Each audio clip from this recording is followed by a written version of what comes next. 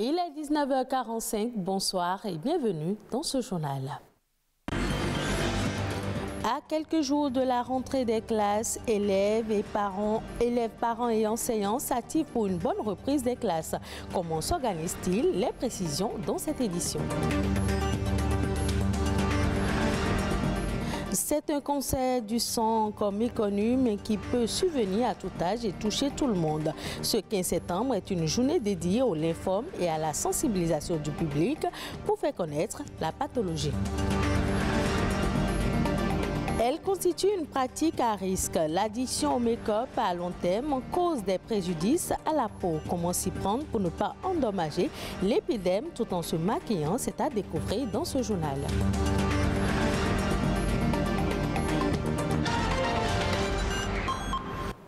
Bonsoir à tous, c'est la fin des vacances.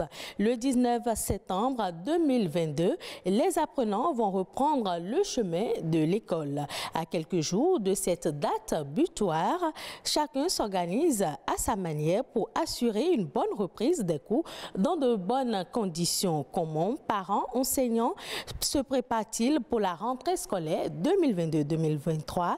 Éléments de réponse dans ce reportage de Charlène Kendiro, Cédric Soswago et Emmanuela Agbessi.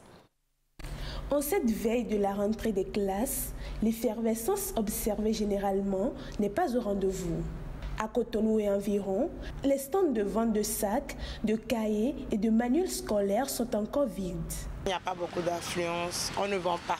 Les clients se plaignent beaucoup par rapport à la cherté des articles. Et les articles sont un peu plus chers par rapport à l'année dernière. Les parents ne sortent pas parce qu'ils pensent que, genre, en attendant le jour de la rentrée ou après la rentrée, les prix vont baisser. En ligne de mire, la cherté des prix des produits exposés. Je suis là pour l'achat des fournitures des enfants. Mais là, vraiment, on est là. Les prix cette année, ce n'est pas du tout la joie.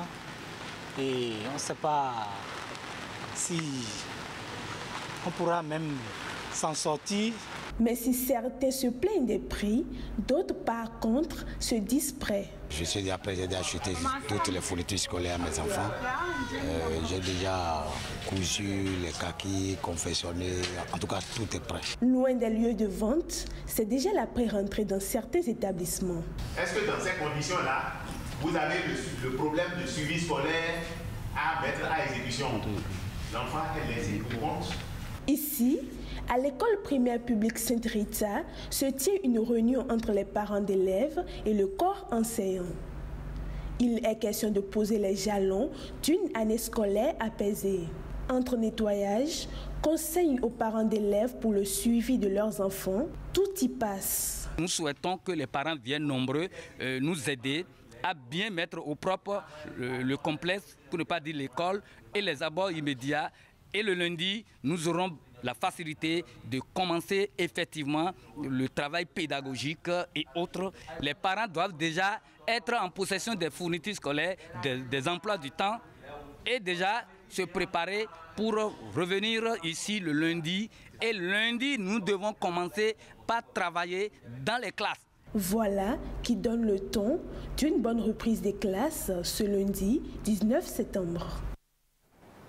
Contrairement aux parents qui ont choisi d'inscrire leurs enfants dans des écoles, certains font l'option de l'instruction en famille. Ce 15 septembre est une journée dédiée à la liberté d'instruction. Lancée en 2007, cette initiative propose aux personnes qui ont choisi l'instruction en famille pour leurs enfants de se regrouper pour revendiquer la liberté pour tous de choisir le mode d'instruction qui leur convient. En France, ce sont près de 25 000 enfants qui sont aujourd'hui instruits en famille loin des bancs des écoles. Ce chiffre représente 0,3% des enfants contre 3% aux États-Unis. Ce 15 septembre est aussi dédié à la sensibilisation au lymphome, un cancer méconnu mais de plus en plus répandu. Depuis plus de 20 ans, le nombre de nouveaux cas de lymphome a presque doublé, surtout dans les pays développés. Amandine Anyambossou.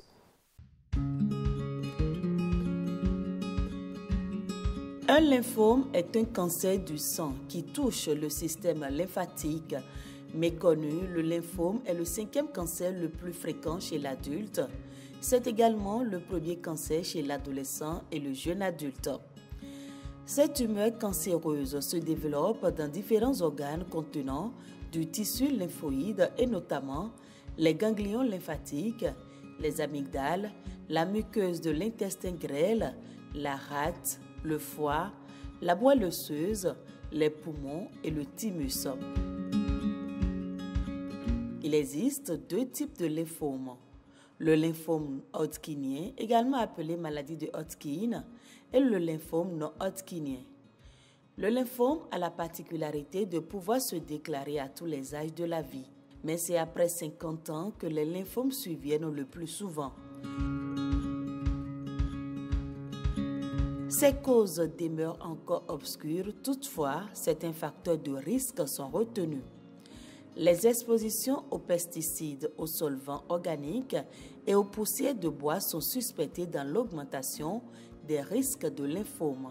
L'obésité et une alimentation riche en viande, en graisse et en produits laitiers sont également associés à un risque plus important de survenue de la maladie.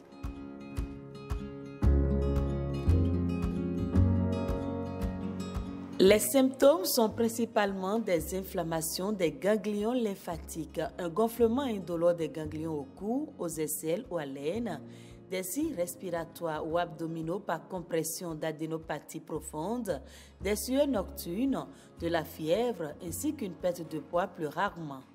Le pronostic du lymphome est favorable et la plupart des patients sont réceptifs au traitement même à un stade avancé de la maladie. La prise en charge s'effectue sous la conduite du médecin spécialisé qui prendra la décision quant au protocole médicamenteux en fonction du lymphome, de l'âge du patient et des facteurs pronostiques. Le traitement des lymphomes repose surtout sur la chimiothérapie, l'immunothérapie et dans certains cas une intensification thérapeutique ou une radiothérapie seront proposées.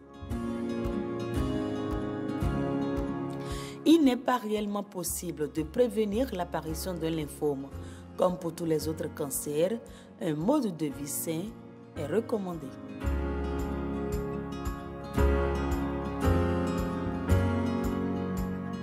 Tendance ayant marqué une avancée spectaculaire dans l'entretien corporel, le make-up est l'ensemble des artifices utilisés pour rendre le visage plus agréable. Mais derrière cette apparence innocente, cette forme de maquillage du visage peut avoir des conséquences néfastes sur la peau à long terme. Certains effets indésirables, parfois graves, surviennent suite à l'usage non conforme des produits cosmétiques.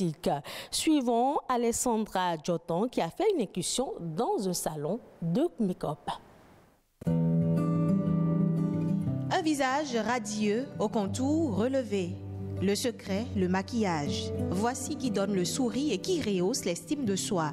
Dans la pratique, on parle de make-up. Quand vous faites le make-up, ça cache toutes les imperfections. Le make-up, c'est un maquillage. Ce sont des techniques cosmétiques qui sont utilisées pour améliorer, donner une performance dans la beauté, corriger donc certaines tares et améliorer donc la beauté en gros. Simple ou surchargé, faire du make-up renvoie à l'emploi d'une multitude de produits cosmétiques. Vous avez besoin d'une bonne base pour que le maquillage ne coule pas. Vous avez besoin du fond de teint, d'une poudre, des fards à paupières. Les férus du make-up, on en dénombre assez pour multiples raisons. Pour moi, faire du make-up me permet d'abord de montrer autre aspect de moi et d'être plus jolie afin de pouvoir prendre des selfies. Je me sens belle quand je suis maquillée, j'ai plus confiance en moi. Mais il y a également des sceptiques. C'est pas mon fort, je n'aime pas le make-up. Quand je fais le make-up, j'ai souvent des taches au visage. En tout cas, je tombe malade. L'appropriation du make-up diffère ainsi d'une femme à une autre. Quant aux réactions cutanées signalées, elles sont liées aux produits utilisés. Le risque du maquillage est lié en général à 2 choses en particulier. La première, c'est qu'on a un produit qui irrite la peau. Et le deuxième risque, c'est que le produit appliqué puisse de façon immunitaire déclencher une réponse immunitaire et aboutit donc alors à un eczéma, c'est-à-dire une allergie de peau. Le conseil que nous on donne lorsqu'il n'y a pas d'allergie, lorsqu'il n'y a pas d'irritation, c'est qu'il faut prévoir donc alors une lotion micellaire pour faire un démaquillage correct, parce qu'il y a beaucoup de femmes qui ne font pas de démaquillage systématique, alors que ces produits en fonçant dans les pores peut donner en général donc alors de l'acné. Le démaquillage suivi d'un gommage régulier, telle est la routine à adopter quand on est accro du make-up. Vient ensuite cette autre mise en garde. Il faille que nous utilisions des produits de très bonne qualité. Parce que quand ce n'est pas de bonne qualité, c'est farineux déjà. Quand c'est la poudre, quand c'est le fond de teint, ça fait comme un plâtre. C'est pas lisse. Se maquiller ou faire le make-up reste un choix de vie et non une obligation. De nombreuses astuces existent au naturel et permettent d'embellir la peau. D'autres sujets ont marqué l'actualité au plan international. Eco-Inter porte la signature de Héloïse Winato.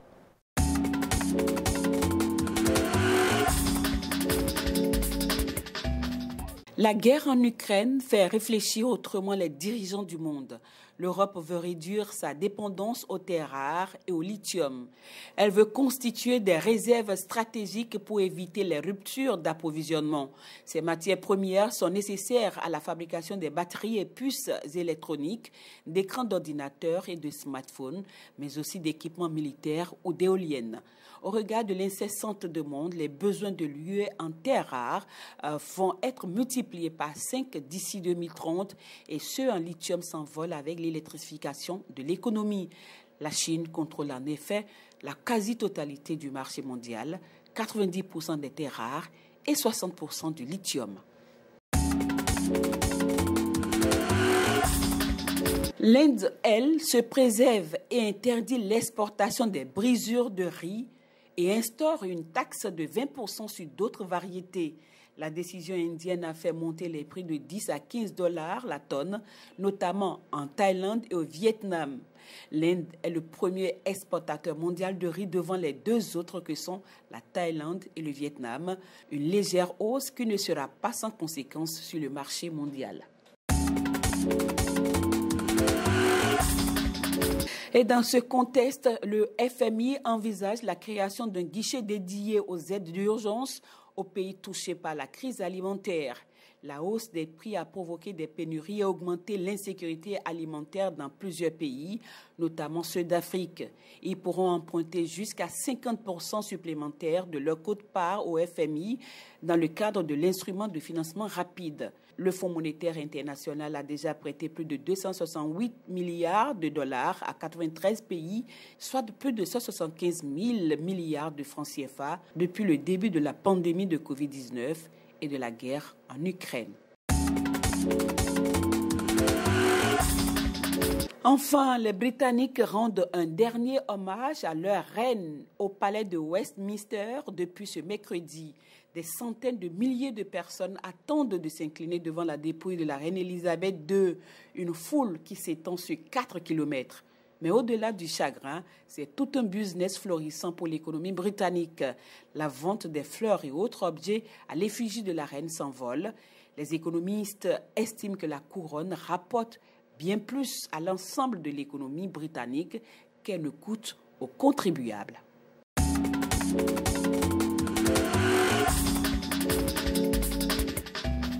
Et ce sera tout pour cette édition. Merci de l'avoir suivi. Retrouvez ce journal sur le site de l'ORTB, www.ortb.pj.